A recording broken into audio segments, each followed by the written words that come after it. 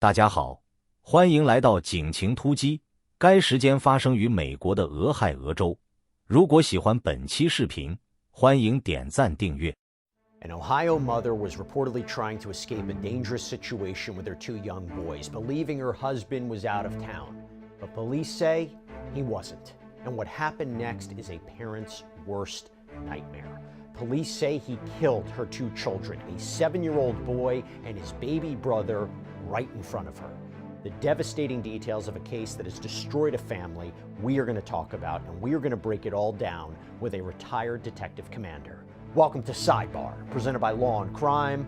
I'm Jesse Weber. This is a video of two brothers, 7-year-old Ren pushing his 7-month-old brother August in a swing out in Tiffin, Ohio.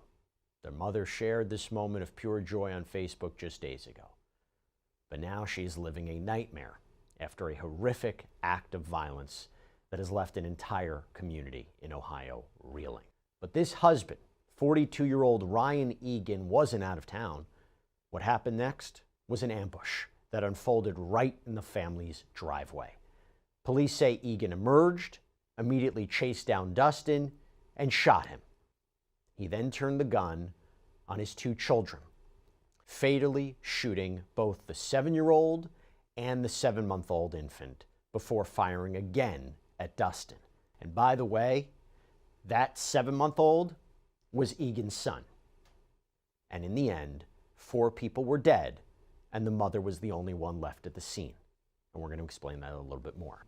It all leads up to the evening of Wednesday, November 19th, 2025. According to local police in the community of Tiffin, Ohio, a mother was making what should have been a hopeful move. After what police described as ongoing domestic issues in the home, she decided to leave.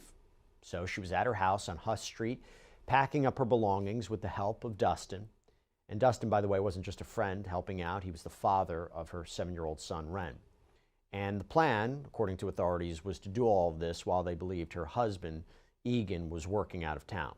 So picture the scene for a second, okay? The mother and Dustin, they're inside the house. They're gathering the last of the items. And meanwhile, her two children are outside waiting near the car. Her two boys, again, 7-year-old Ren, who had just celebrated his birthday a few days earlier, and his little brother, 7-month-old August. 6:24 p.m., the entire plan shatters. Police say they were dispatched to the home after a 911 call reported gunshots and sounds of screaming. The caller, identified as a female and presumably the children's mother, was described by officers as physically unhurt, but in their words, quote, clearly in a state of shock, overwhelmed, and visibly traumatized. They find these two young boys, Ren and August, all suffering from gunshot wounds. And they see this mother. Now, August was pronounced dead at the scene. Ren, Dustin, they were transported to a hospital. But tragically, despite everyone's best efforts, both Ren and Dustin later died from their injuries. I imagine a very difficult crime scene to process. Let's go from the beginning here. What do you think was the first thing that likely signaled to responding officers that this was a domestic violence situation that had escalated? And how do you respond to these kinds of events? You know, in this particular case, I imagine she was very traumatized. I imagine she was in shock, but you still had someone that could kind of tell you what was going on. And then you just have to, you know, once you try to aid the injured, once you try to mitigate any kind of threat that may still be on the scene, you got to slow things down, and then you got to start your investigation.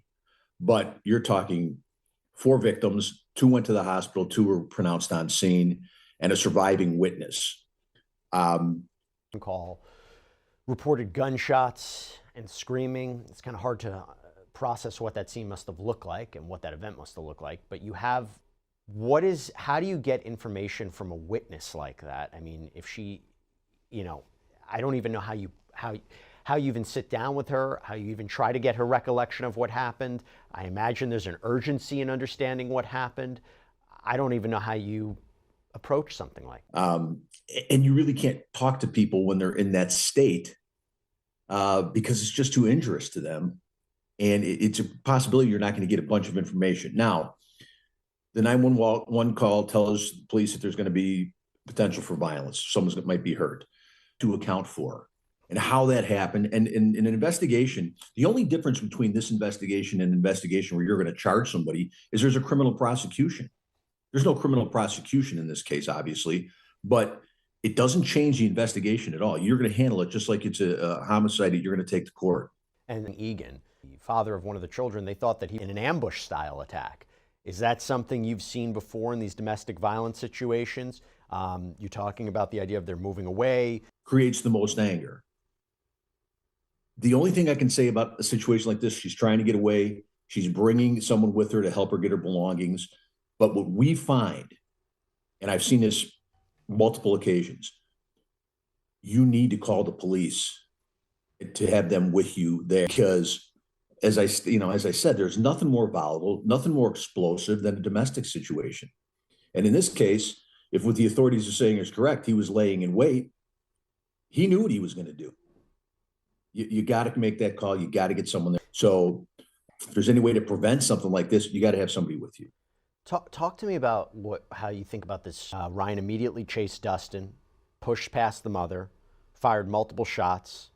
Then we know that Ryan turns the gun on the children in horrific fashion, fires additionally at Dustin, and then we know that he turns the gun on himself. The adult male. He's going to go after him first. The children, and I'm not a psychiatrist, but I'm going to tell you this. He kills those children and leaves her alive, so she has to live with that every day for the remainder of her life. That's why that person did that. It's to make her suffer as much more than that. No. And it's not an everyday occurrence where a man will kill his own children. It happens, but he made up his mind what his plan was going to be before he did it, and his plan was to hurt her as much as he possibly could. This mother and Dustin were inside the house. They heard this 7-year-old cry out. When they went to check on him, they find Ryan Egan outside. According to witness statements, physical evidence, again, Egan starts chasing Dustin, pushes past the mother, fires the shots, turns the gun on the children, shot both boys, according to a post from a woman identifying herself as the grandmother. August was still strapped into his car seat. The grandma even writes that the children's mother begged him to kill her too, chose not to. And in one hand, I imagine it's very difficult to be clinical about this and try to look at a crime scene and see a sequence of events and look at this. And again, adding the idea of this mother trying to plead, take my life too after all of this, and he wouldn't. Those details really tell another part of the story. Absolutely, they do. And again, as we talked about before, this is a plan to inflict the most pain that he can inflict on this woman, and that's exactly what he did. So I guess in his eyes, it's mission accomplished. You don't have to face the consequences on this side of the realm anyway, and it's so devastating. And again, we go back to the fact that these domestic situations are so volatile, and there's so much emotion and so much anger that, it doesn't seem rational for us when we think about it. But in that person's mind, it makes perfect sense. Yeah. And look, beyond the police reports, beyond this horrific crime, beyond the details, we go back to the human element of this. This is a story about she had celebrated her son Ren's 7th birthday. She wrote on Facebook, "Oh, what I wouldn't do to have that cheeky little blue-eyed baby back. But at the same time, it's awesome watching you grow into the responsible, smart, caring, loving little boy I know today. Mommy is so proud of you in so many ways." And pushing August in the swing. The caption she wrote is absolutely shattering. She said, "My babies were 7. 7 years and 7 months. My babies were 7. My babies are asleep, and I want to go to sleep with them. I want to wake up from this nightmare to my happy, smiling children. God, make this stop. It can't be real. God, please. God, make it stop. I carried them, God. I carried them. My whole life is gone." And then on November 22nd, she shared an even longer, more detailed post pouring the love out that she has for her children. She described Ren as her blue-eyed, beautiful boy with a heart of gold. She said he was the little heartthrob of his first grade class and that he loved bringing her love notes from school. She remembered her baby August as her newborn angel. She wrote that he loved orange foods like sweet potatoes and carrots, that his favorite song was Baby Beluga, and that he was a celebrity everywhere we went. What is it like for them? What do you anticipate for them? What is the help that they can get? Because I will just tell you, there was a GoFundMe that has been established for this grieving mother. And its description lays out, the stark reality that she now faces. So the fundraisers to help with funeral expenses for Ren in August, and again, for that critical therapy that she will need to even begin to cope, for the basic living expenses that she's going to need while she grieves. Talk to me about that journey of these victims. There's programs for victims where they can get help through the police department, through the county, through the state, that the help will be provided for them. You talk about the GoFundMe. And that's wonderful. That's people trying to do whatever they can. And in cases like this, what else can people do but try to donate a little something to help her get through the initial phase of this? But when we're talking about the trauma and the long-term trauma, I can't even imagine what this poor woman's going to have to go through for the rest of her life. You talk about clinically for law enforcement, it's pretty cut and dry.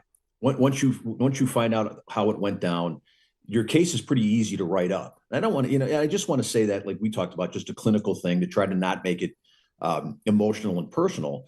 As far as law enforcement goes, it's a pretty cut and dry case.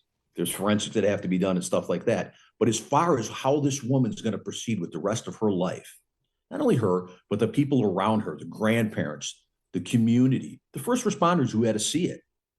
This is something that is, mental health professionals are going to have to get involved with. And I think there's some available in Illinois anyway, for victims through the police department, through the county, through the state. Whatever it takes, it has to be provided for this poor woman.